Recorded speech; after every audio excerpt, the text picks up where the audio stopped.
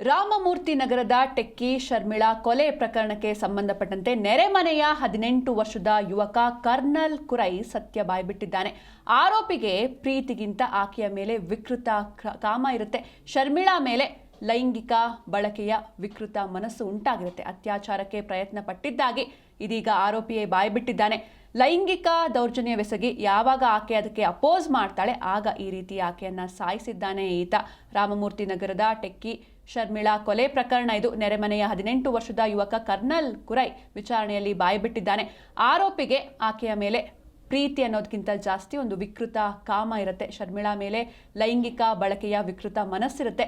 ಯಾವಾಗ ಈತ ಆಕೆಯ ಮೇಲೆ ಅತ್ಯಾಚಾರ ಮಾಡೋದಕ್ಕೆ ಹೋಗ್ತಾನೆ ಆಗ ಆಕೆ ಸಹಜವಾಗಿ ಅಪೋಸ್ ಮಾಡ್ತಾಳೆ. ಆಗ ಅವನು ಈ ರೀತಿ ವಿಕೃತಿಯನ್ನು ಮೆರೆದಿದ್ದಾನೆ. ಹಲ್ಲೆ ನಡೆಸಿ ಕತ್ತು ಹಿಸುಕಿ ಕೊಂದಿದ್ದಾನೆ ಕರ್ನಲ್ ಕುರೈ. ಯಾವಾಗ ಆಕೆ ಕೂಗಾಡ್ತಾಳೆ ಆಗ ಆಕೆಯ ಬಾಯನ್ನು ಮುಚ್ಚಿ ಕತ್ತನ್ನು ಹಿಸುಕ್ತಾನೆ. ಕೈ ಹಿಡಿದು ಬೇಡ್ಕೊಂಡ್ರೂ ಕೂಡ ಬಿಡದೆ ಕತ್ತನ್ನು ಹಿಸುಕಿದ್ದ. ಒಮ್ಮೆ ಕತ್ತು ಹಿಚುಕ್ತಿದ್ದಂತೆ ಉಸಿರು ಬಿಟ್ಟಿರ್ತಾರೆ ಶರ್ಮಿಳಾ ಅವರು.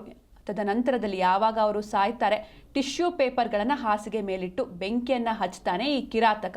ಯಾವಾಗ ಬೆಂಕಿ ಹೊತ್ಕೊಳ್ಳುತ್ತೆ ಸ್ಲೈಡ್ ಡೋರ್ ಮೂಲಕ ಈತ ಪರಾರಿ ಆಗ್ತಾನೆ ಅಲ್ಲಿಂದ. FSL ರಿಪೋರ್ಟ್ಗಾಗಿ ಇದೀಗ ಪೊಲೀಸರು ಕಾಯ್ತಾ ಇದ್ದಾರೆ. ಜನವರಿ 3ರಂದು ಶರ್ಮಿಳಾ ಅವರನ್ನು ಸಾಯಿಸಿರ್ತಾನೆ ಈ ಆರೋಪಿ.